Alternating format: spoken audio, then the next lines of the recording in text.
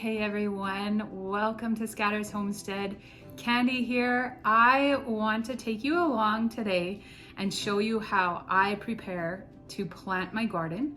It is now the middle of February and I am planning to start my onions now, hopefully today if I have enough time. And then from there, the schedule will just continue on. First thing that you want to do is you want to make sure that you have all the information that you need for the seeds. Most often you can find all that information right on the seed packet. And so I can show you, for example, something like Johnny Seeds. This company is really good with giving you the information that is needed to be able to know exactly when you need to be planting the seeds, how you need to be planting, when to transplant, and when to sow outside into the outdoor soil. Of course, if you can just direct seed, they will have that on there as well. Then they will also have information on here about the harvest date, how long we can wait till the fruit is actually done and ripe. And then it also gives information about diseases and pests that we need to be watchful of. So Johnny Seeds is very good with sharing that kind of information. We do also have information from other companies. Here again on the back, it is giving you all the information that you need.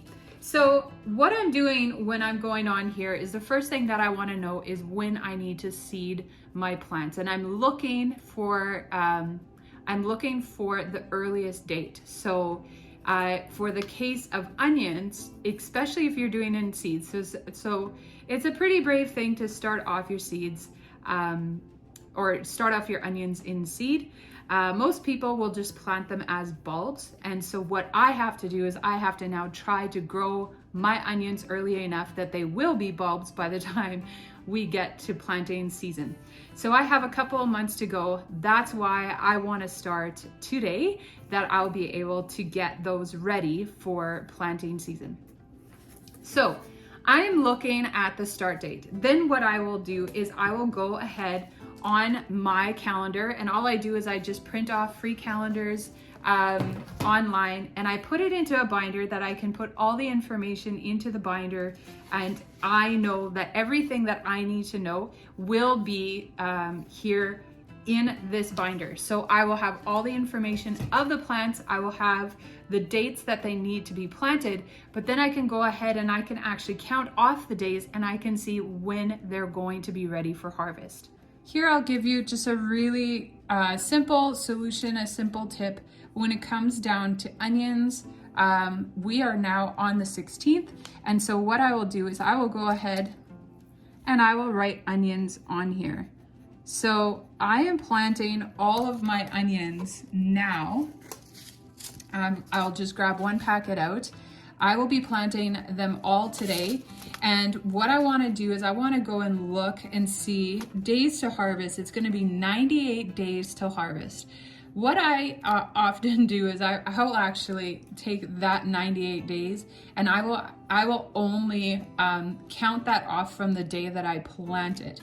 So I am only, because I am a zone 3 gardener, I will only be planting my garden on June the 1st. So what I'll do is I'll go into June, go to June 1st, and then from there I will be counting off 98 days. And yeah, it was 98. I had to make sure I was right. So if we're counting out 98 days, this is 30. The month of June is 30 days. Then you're going to be adding, so now we are at 61 days. And so we are going to be looking at harvesting our onions towards the end of August. And so I'm just going to write in here, onion harvest. Wow, my writing is awesome today. There. So now I have that written into the calendar. I know that this is when I'll be able to look at harvesting my onions. So I will be doing that with every single seed that I have that I will be planting. I'm making really substantial changes on my garden this year. I used to only plant vegetables in my garden and I had some raspberry bushes, but now I'm going ahead and I am going to be adding herbs and flowers into my garden. As some of you might know, I am now studying to become a holistic nutritionist, and for that reason, I'm learning a lot about the medicinal benefits of herbs and spices.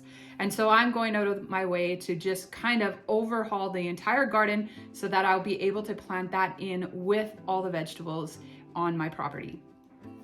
Another thing that I like to do is I like to write everything down, all the information that I have on a piece of paper so that I can look at that very quickly and I can get the information that I need. I don't like rifling through a whole entire basket of seed packages, so I pick all the seeds that I want to plant.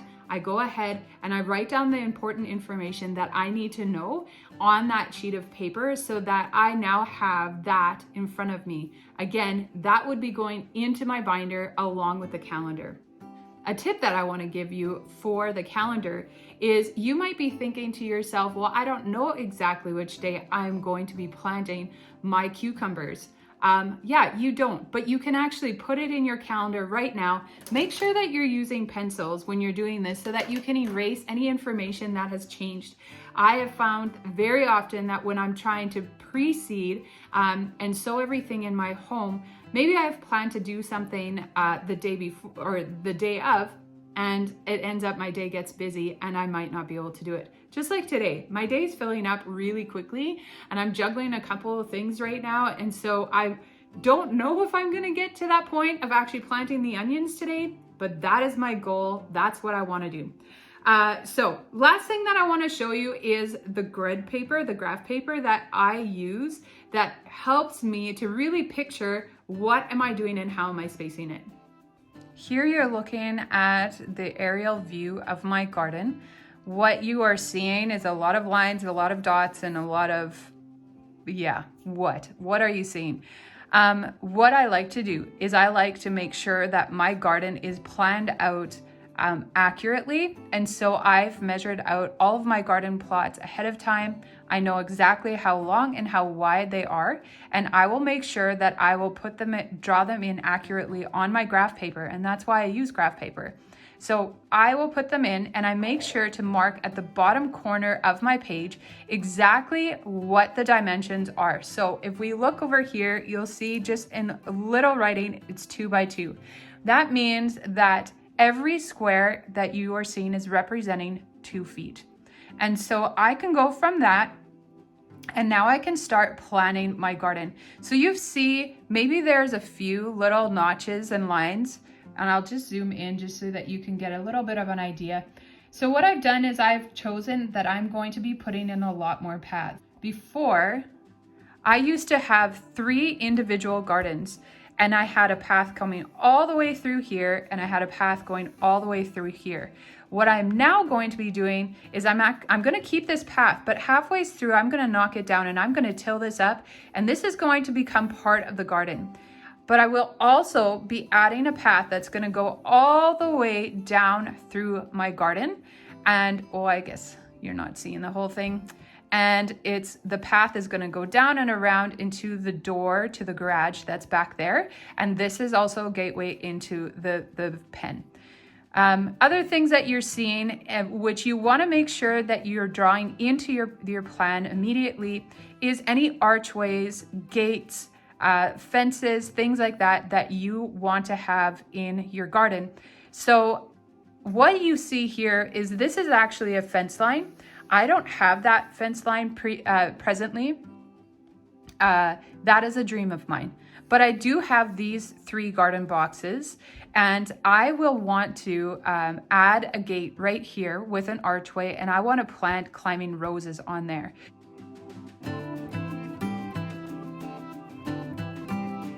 So I put that in there already because that's a structure that I'll be adding.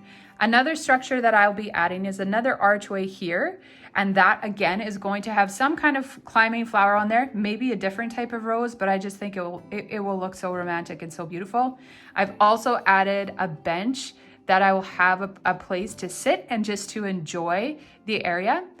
And I've put other archways. So these archways, I haven't totally decided exactly what I'm going to be doing, but these will likely be some kind of a willow arch, or if I'll just be taking young saplings and I will be creating some type of archways. I'll just add a picture right here so that you can kind of get the idea of what I'm thinking.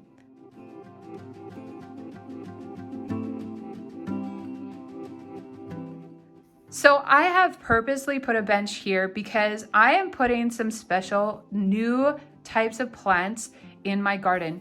This plant right here that I'm going to be planting, and I'm just going to zoom in a little bit just so you can see.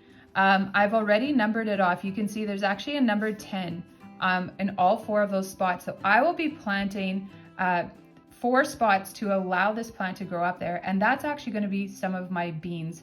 I think if I'm right, what is number 10? The Vermont cranberry bean. Where did I read that from? Let's just take a scroll. So you can see I've started. I will always have a ledger along the side that is going to say what is actually on my page. I already have 11 things planned to put into my garden, but I have over 60 items to add to this garden.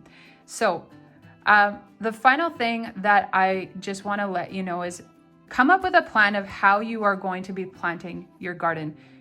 As I've drawn on here, I'm going to have rows 4 feet wide, and then I'm going to have a walking path and then a row that's 4 feet wide, just so that I can reach over and I can reach all of the rows. So there will technically be 4 different rows in each section of each row.